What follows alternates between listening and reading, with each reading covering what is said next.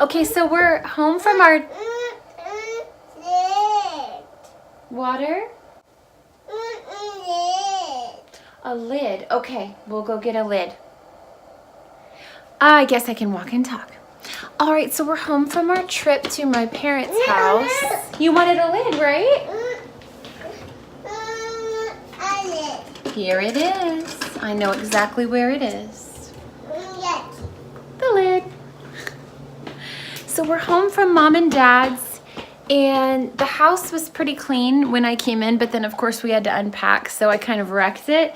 So I am just gonna go room to room for the next 1 hour only, because then I have to pick up Evan, so I can't even cheat on that. And Jonah is down for a nap, so it's the perfect time to just get everything neat and tidy and do a quick wipe down, nothing fancy.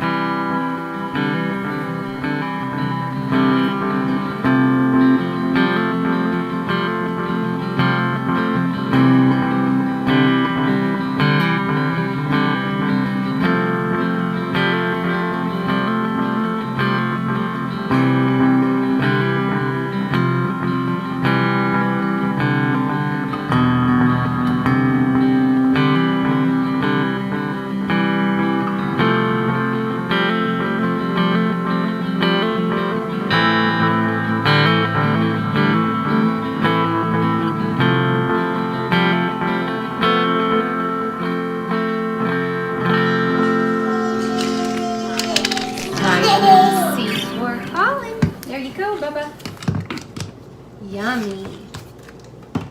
I was about to clean the kitchen and then I realized it's gonna take up too much of my hour. I'm gonna wait and do the kitchen later, or I won't feel like I've made any progress. I'm gonna make up my bed now, and we need to be quiet because Jonah's asleep in there, okay? You wanna come be quiet with me, or do you wanna go play Legos? Okay.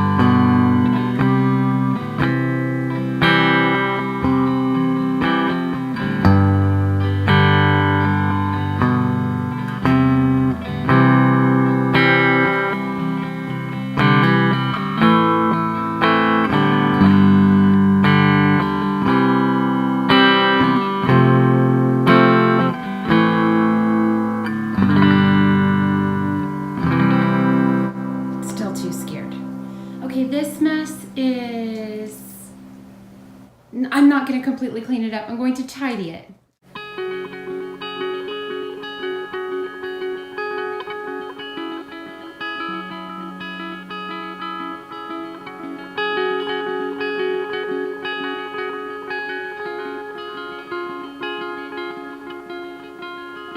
Colin, that's the baby bouncer.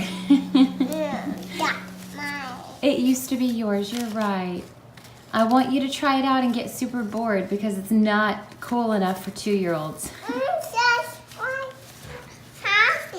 Yeah. Half it. Your head is out through the armhole.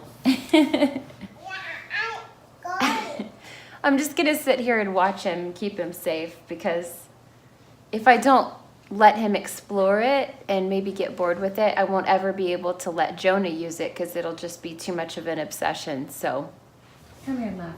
All right, back your head out. That's mine. Is it yours? Here, that's not for your head, that's for your arm. Your head goes through the bigger part so you don't get stuck. Hi. Hi. I don't know. You are comfortable, no? Is that what you said? Not comfortable, Mommy. I know that's not comfortable. Look how close to the ground you are. I am sitting on it. Yes, you're sitting on it. Okay, this is just a quick aside. Since my younger two are 22 months apart, and Colin looks perhaps a bit younger than that because of his size and because of his long curly hair. Colin, no swinging. It's not a swing, it's a bouncer. No. I don't want you to crack your head into the wall. I better turn where I can see him better. Lots of friends, family members, church friends, things like that. The first thing out of their mouth basically is like wondering how jealous Colin has been and if he's had any trouble coping with having a new little brother. And the truth is he's been awesome. He's been like, it barely, I would say it was like 95% to maybe even 99% positive. He loves Jonah. Loves Jonah. And it's like it didn't cross his mind to have negative feelings about Jonah.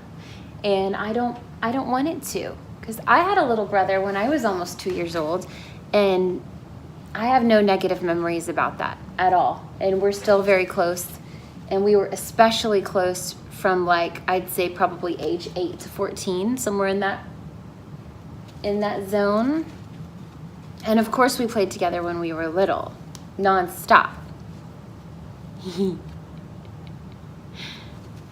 But I'll tell you one thing that we decided to do, just kind of naturally, it just kind of happened, was that we didn't force Colin to leave all the baby stuff alone. Like, if he wanted to climb into the stroller or even the infant car seat, we just let him. We just supervised him, and we just didn't make a huge deal about it. If he found a pacifier and popped it into his mouth, we just said, you're a big boy, you don't need that. But we didn't take it away and make it like a big deal. Basically everything that we're introducing with Jonah, Colin doesn't remember when he ate baby jars. So now he wants baby jars again. We had a little bit. Baby jars. See what I mean? You can have a baby jar, I don't care, it's great nutrition.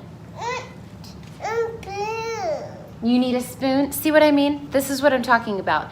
And this is fine, because he goes through a little phase for a couple of weeks. Like, he went back on a bottle when Jonah was born. And he had like 1 to 2 bottles per day for about 2 months. And then he dropped it again because he didn't really need that. But we didn't make a big deal about it. We didn't freak out and take it away and make him cry on the floor. And he just kind of worked through it and then moved on. And then it was absolutely fine.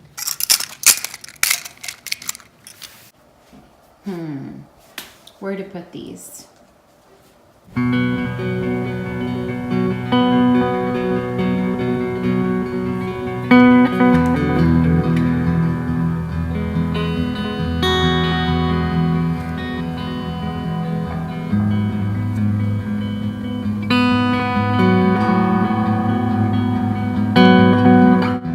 Sometimes I'm in the kitchen and the bathroom and you'll hear me go, ah! I'll tell you why. This is the why. Do you see this ridiculous design of these old 80s cabinets? Every time I move, my clothes get caught on the handles and I can't move because I'm stuck. And it rips holes in my sweaters. It catches on my expensive baby wraps, and it basically makes me extremely angry. Frustrated is a better word, not angry. Frustrated, irritated, getting constantly snagged and pulled and having your clothes ruined like 20 times a day is infuriating. So I'll tell you what I did in the kitchen. And the bathroom's next. Several of these were broken from multiple encounters over the past 35 years of probably irritated housewives. So I went through and broke off the remaining handles with a pair of pliers. What I need to do is get a metal file and hit the edges of each of them, because I think they actually look much nicer and they're less dangerous. There's a couple of them though that are really rough, so they'll still catch your sweater. Ugh, I don't know who designed that, but I guarantee you it was not a woman. Someone, my precious sweet mother, she told me, well, just don't wear such flowy clothes when you're clean. That's all I own. That's all I own is drapey, flowy, hippy dippy stuff. That's all I have. Otherwise, I'll be in tank tops basically 24/7. I have tank tops, stretch pants, blue jeans, and flowy, pretty stuff to throw over that. That's my entire wardrobe. Plus, I'm constantly wearing babies, which is the same thing. It's like scarves hanging off of your body. I don't mean to complain. I love this house. I'm so grateful for this house.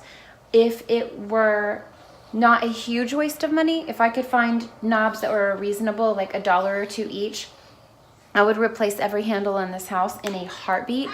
And I'm gonna start praying about that and looking for that, because that would change my daily life to such a degree that it's hard to even communicate how many times that happens and how many times I go, ah, every single day. And I don't want to feel that way. I've put it off long enough. It's time to clean up the kitchen. You know what? I'm going to do a time lapse on this one because it's going to take forever.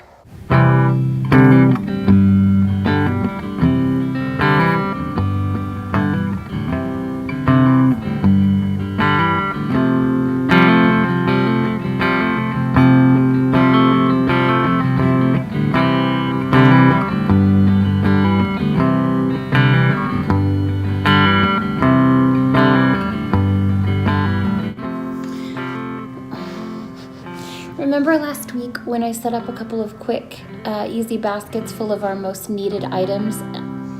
Well, I already need to fix those. Let's see how quick I can do it. This is supposed to be homework supplies, but instead it's full of books. Another thing was that this bin was supposed to just be baby toys, but they have migrated out because of our trip. We had a car basket full of toys.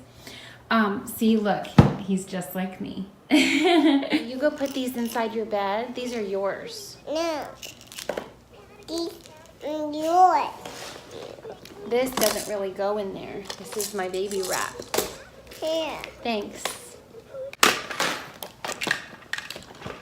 Here. Thanks. Here. Thanks. I see you too. The red one goes on top. No. I see you. I see you. I see. I see you. I kiss you. I love you so much. No. Yes, I do. No. Yes, I do. No. That will fall over. Don't pull on it. Can you close the lid? We're all done. Okay, so here's what I did. These are technically Colin's toys, and they can go in the playroom or in the bedroom. So I just put the baby toys back there. No. And the toddler toys back there. No. And he wants me to play I See You, so. Okay, so we've got less than 10 minutes before we need to leave to go pick up Evan. And I made a lot of progress, and I'm really pleased with it. I guess you could call that a power hour. It's a little sloppy, but you do what you can with 2 small children in tow. I'm gonna make Jonah a little bit of milk. I'm gonna melt some milk so he can have something if he needs to in the car. Because getting stuck in car lines with a hungry baby is torturous. You want a banana? Uh-oh, we're out of bananas. And then I'm gonna fill my water filter, and then we're gonna go.